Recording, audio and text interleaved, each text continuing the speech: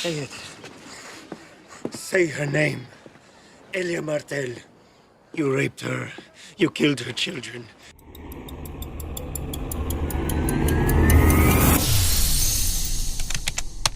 A man is winning the most important fight of his life, and he throws it away to hear 4 words. Oberyn Martell has the mountain flat on the ground.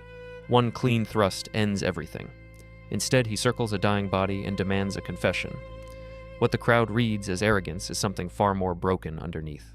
Revenge is only the costume here. Grief is the body wearing it. To calculate the atmospheric pressure of this King's Landing arena, we must understand what a single name can carry across 20 years. Oberyn came from Dorne, a land that buries nothing. His sister, Oberyn Martell, was raped and killed beside her 2 small children during the sack of the capital. Gregor Clegane, the man they call the Mountain, did it with his bare hands. Tyrion Lannister handed him the silence that kept him safe ever after. Now Tyrion Lannister sits accused of murder and has demanded trial by combat. When the call for a champion went out, Oberyn stepped forward before anyone else could. The watching court believes this fight will decide Tyrion's life. The real stakes sit somewhere much older. The man who destroyed an entire family is finally standing in open daylight, where every eye in the realm can see him. Have they told you who I am? Some dead man.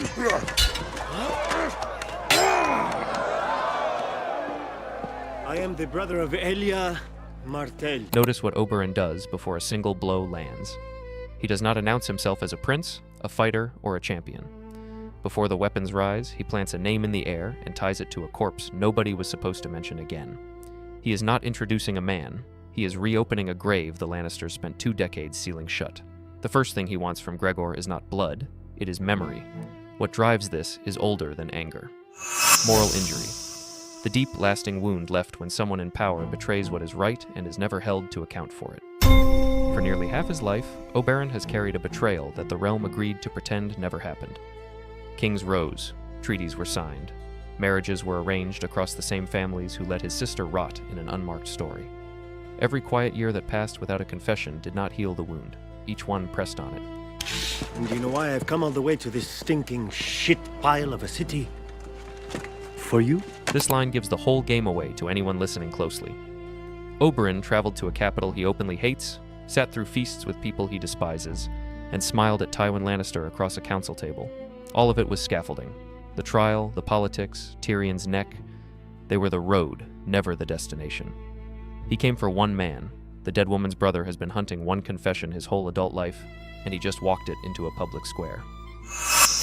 Testimonial justice. The human need for a wrong to be spoken out loud and admitted, not merely punished in silence. Punishment alone would never satisfy Oberyn. A quiet execution behind castle walls means nothing to him. The crime happened in shadow, so the reckoning has to happen in light. Killing Gregor quietly would let the lie survive. Forcing him to speak first would finally drag the truth into the record where the realm cannot unhear it. I'm going to hear you confess before you die. You raped my sister. You murdered her. You killed her children. Listen to the order of his words. Confession comes first, death comes second. Oberyn spells out the crime in full sentences, then attaches a price, and the price is talking. A simpler man would swing and be done. Instead, he turns a fight into an interrogation, because winning the fight was never the point that kept him awake at night. Watch how the goal quietly replaces survival. Goal fixation. When the mind locks so tightly onto one objective that everything else, including danger, fades from view. From this moment, Oberyn's entire attention narrows to one prize. He has a spear, the high ground, and a beaten opponent at his feet. All 3 advantages exist only to serve the confession. The weapon stops being a tool for killing and becomes a tool for squeezing words out of a throat. A fighter protects his life. Oberyn has stopped fighting like a man who wants to live. Say it now and we can make this quick.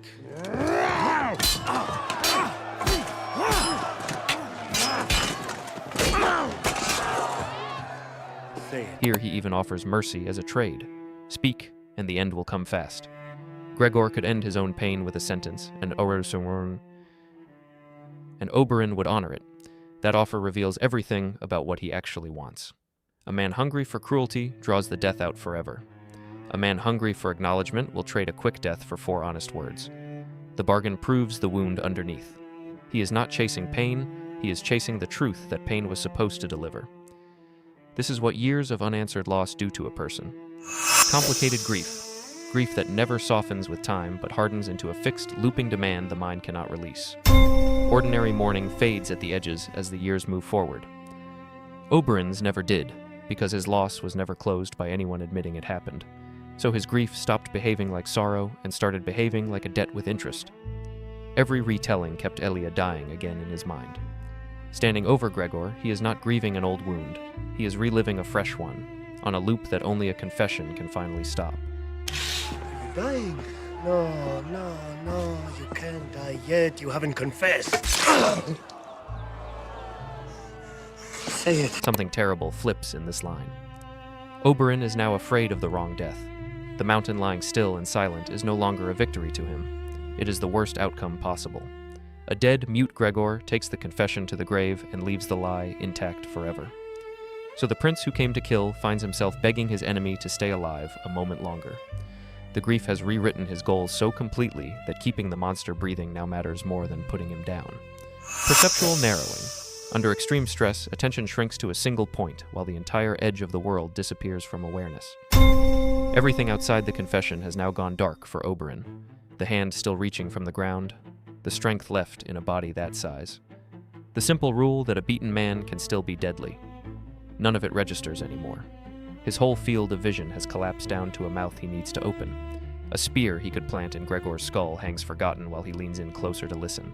Elia Martell, who gave you the order? Who gave you the order? Say her name! Even here, in striking distance of his enemy, Oberyn reaches past Gregor for the man behind him. He wants the name above the mountain, the order, the Tyrion Lannister signature underneath the crime. The confession he is chasing keeps growing larger than the body in front of him. That hunger is exactly what pulls him too close, too unguarded, for too long. A careful man stays out of reach. Oberyn kneels into it, and then the words finally come. But not when he is ready for them. Elia Martell! I killed her children! Then I raped her! Then I smashed her head in like this! This is the cruelest moment in the whole series. Oberyn gets his confession, the exact admission he chased across 20 years, across a continent, into this arena. Gregor finally says it out loud, in front of everyone. The mission succeeds, the hunger is answered, and it arrives in the same breath that crushes his skull. He won the thing he came for one heartbeat after losing the life he needed in order to enjoy it. The confession and the killing blow share a single instant. That is the entire tragedy folded into 1 second. Gods have made their will known. Tyrion Lannister, in the name of King Tommen of the House Baratheon, first of his name, you are hereby sentenced to death. The cost lands on someone else too. Tyrion, whose life Oberyn was supposed to be defending, is condemned the moment the champion falls. The grief did not destroy one man. It pulled down everyone standing in its blast radius. Oberyn entered the arena carrying two purposes. Save the dwarf, hear the truth, and the second one ate the first whole. But here is what the show never told you. In George R.R. Martin's pages, Oberyn spent years quietly trying to provoke exactly this confrontation long before this trial ever existed. He pushed at the Lannisters, hunted for proof, and let the obsession shape every alliance he made. Dorne had been sharpening this grievance for a generation, with Oberyn as its blade. The trial by combat was not a sudden chance he seized in the moment. It was the opening he had been waiting decades to find. That changes the death entirely. The show makes his fixation look like the heat of one fight. The books reveal it was the slow work of half a lifetime, which means he did not lose his focus in the arena. He had been losing himself to it for 20 years. The same trap waits far outside any castle. People who are wronged and never acknowledged often believe what they want is justice. Underneath, what they truly hunger for is the admission. The moment the person who hurt them finally says it happened, that need can grow so loud it drowns out self-protection completely. Workers stay in jobs that are killing them, waiting for a boss to admit the unfairness. People circle old betrayals for years, chasing one apology that would let them stop. The confession becomes worth more than the future, and the waiting quietly costs everything the future was supposed to hold. Oberyn was never beaten by the stronger man. He was beaten by a wound that demanded to be witnessed more than it demanded him to survive. So tell me this. If Gregor had confessed 5 seconds earlier, would Oberyn have finally struck the killing blow, or would the next demand have pulled him in even closer? Drop your thoughts in the comments below. I'll see you in the next.